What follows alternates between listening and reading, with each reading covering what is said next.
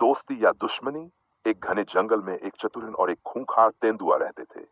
तेंदुआ हमेशा शिकार की तलाश में रहता था और कई बार हिरन को पकड़ने की कोशिश कर चुका था, लेकिन हर बार हिरन अपनी तेजी और बुद्धिमानी से बच निकलता। जंगल का नियम था, ताकतवर कमजोर का शिकार करता और कमजोर अपनी चतुराई से खुद को बचाने की कोशिश करता। एक दिन हिरन नदी के किनारे पानी पीने आया। तेंदुआ पहले से ही झाड़ियों में छिपा हुआ था। जैसे ही हिरन झुका, तेंदुआ बिजली की गति से झपटा और उसका रास्ता रोक लिया।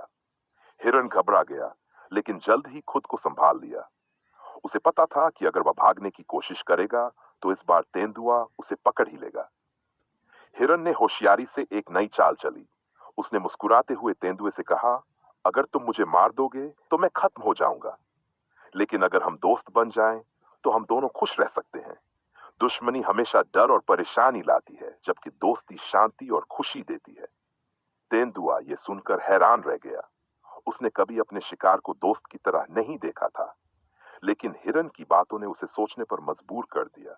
क्या वाकई जंगल में दोस्ती भी संभव थी? क्या बिना शिकार किए जिया जा सकता था? वह कुछ देर चुपचाप खड़ा रहा, फिर नरम आवाज में बोला, मैंने इस बारे में कभी नहीं सोचा था। शायद तुम सही कह रहे हो। अगर हम दुश्मनी के बजाय दोस्ती करें, तो जिंदगी ज्यादा आसान और सुखद हो सकती है। इतना कहकर तेंदुआ धीरे धीरे पीछे हट गया और हिरन को जाने दिया। हिरन मुस्कुराया और कहा, अब हम दुश्मन नहीं, दोस्त हैं। उस दिन के बाद जंगल में एक अनोखी दोस्ती की शुरुआत हुई। वे दोनों नदी किनारे बैठते, बातें करते और जंगल में साथ घूमते।